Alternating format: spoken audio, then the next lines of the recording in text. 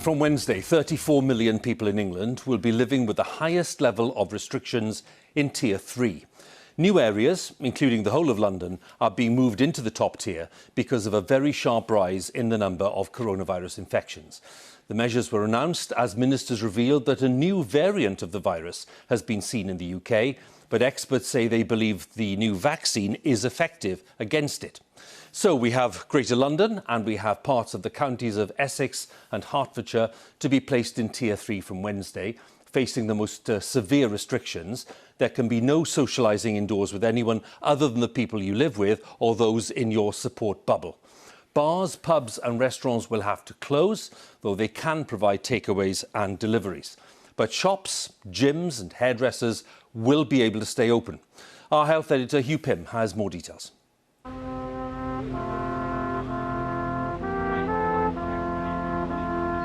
The run-up to Christmas just won't feel the same across a swathe of southeast England, with new restrictions on meeting members of other households outdoors, though shops will remain open.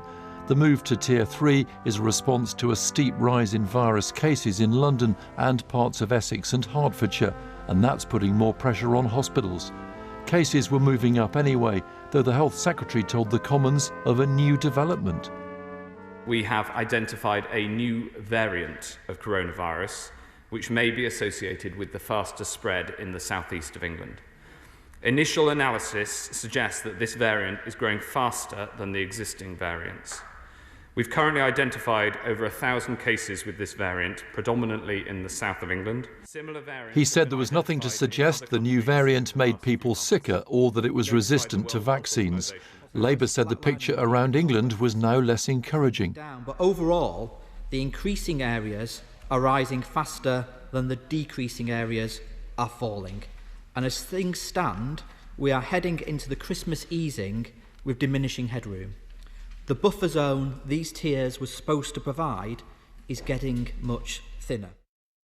Of the top 20 virus hotspots in England, all but 2 are in the southeast. For example, the London boroughs of Havering, Enfield and Southwark, with case increases of more than 50% in the most recent week, and Brentwood and Thurrock in Essex, even more, around 80%. The rise in cases, officials said, could put the NHS under great strain. And this will lead inexorably not only to COVID deaths directly, but it also leads importantly to displacing other health activity. That means that other diseases are not being treated if we do not get on top of this quickly. The health argument for tighter restrictions has been made on the basis of sharply rising case numbers, but there is of course an economic impact. Tier 3 means bars, pubs and restaurants having to close to customers, apart from takeaways and deliveries. And it should have been their busiest time of the year, especially in London. This restaurant only reopened recently after the lockdown. Now they'll have to stop serving customers indoors again, and it's not clear how much government funding will be available. Like it's a joke. We opened 1 week ago and we closed down this week again. And it doesn't work like that. I'm sure if it's going to like that, we are all going to close down. We will find a different job. There's been no change to the planned relaxation of the rules over Christmas around the UK, though Scotland's First Minister made a plea for people to be cautious. Just because we can visit people indoors over Christmas on a limited basis doesn't mean that we have to. Any indoor meeting between different households obviously creates a risk. The virus will not take a break over the Christmas period. Local leaders in Manchester and some other areas of England which have been at the highest alert level for some time are hoping to be moved down because of falling case numbers. But in Wales, with hospitals said to be nearly full, there have been calls from some NHS staff for a pre-Christmas lockdown. Hugh Pym, BBC News. Well, the Education Secretary for England has issued a legal order demanding that Greenwich Council in London withdraw its advice to schools to close from tomorrow. Gavin Williamson said that using his legal powers was a last resort and continuity of education was, in his words, a national priority. Greenwich, along with Islington and Waltham Forest, have urged schools to move pupils to online learning to help tackle a rise in coronavirus infections. Our education editor, Branwen Jeffries, has more details. Arriving for what could be their last day, parents told schools were being advised to move online, leaving them facing a sudden childcare crisis. It's just too short notice to get any sort of childcare arrangements in place.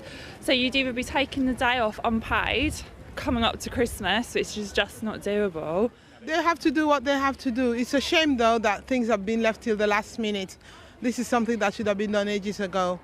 Schools in Greenwich are the first to get this advice from their council, but ministers insist schools must stay open. Schools have found themselves caught up in a political battle, and in the end they have to make their own decisions.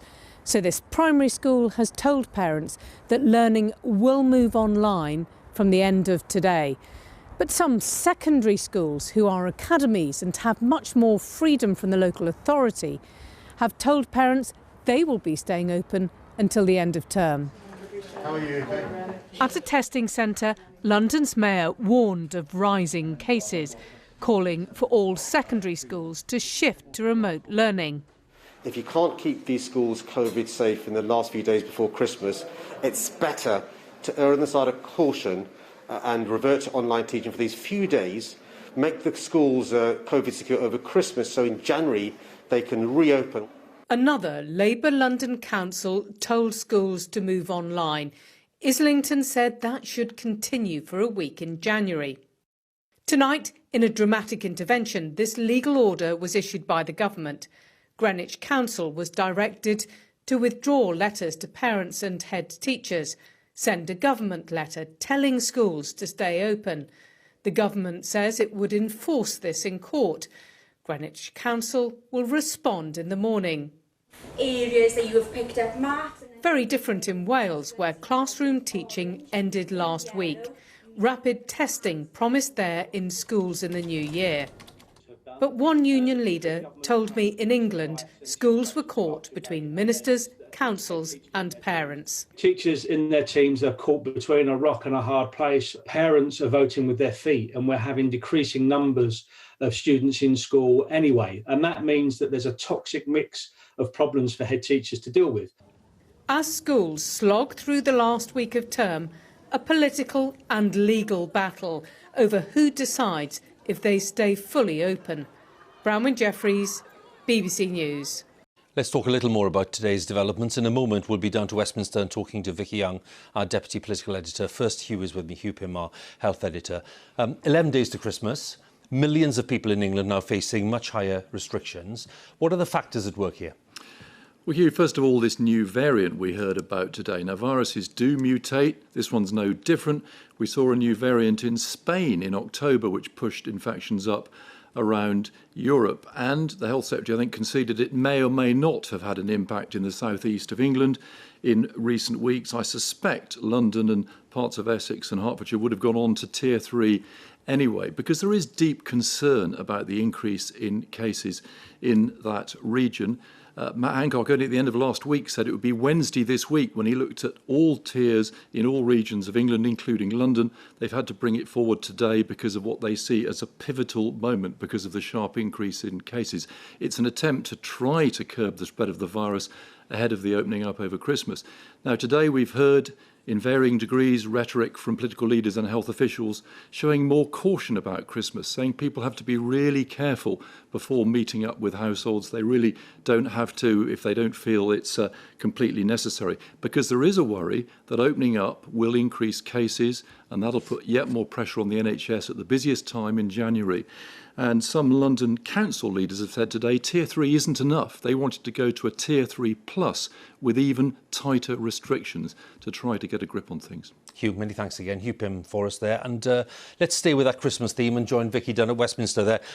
Just a short while ago, Vicki, we were talking about a joint approach by the home nations to Christmas and the Christmas period. But of course, the situation is changing, as we've been reporting. So how much of a political risk is there around this decision now?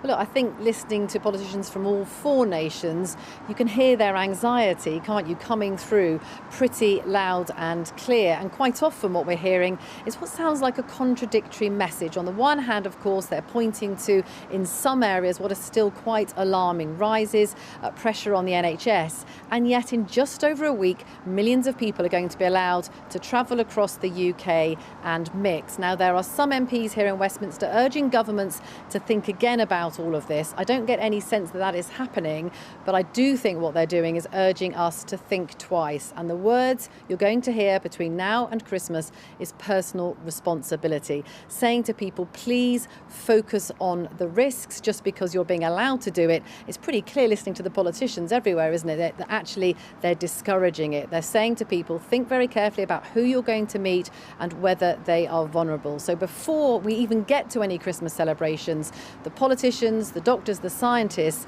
they all seem to be worrying about what's to come in January and February, and of course the possibility of restrictions that might have to be with us for many more weeks. Vicki, many thanks again. Vicki Young there for us with the latest at Westminster, and Hugh Pym with me here in the studio, our health editor.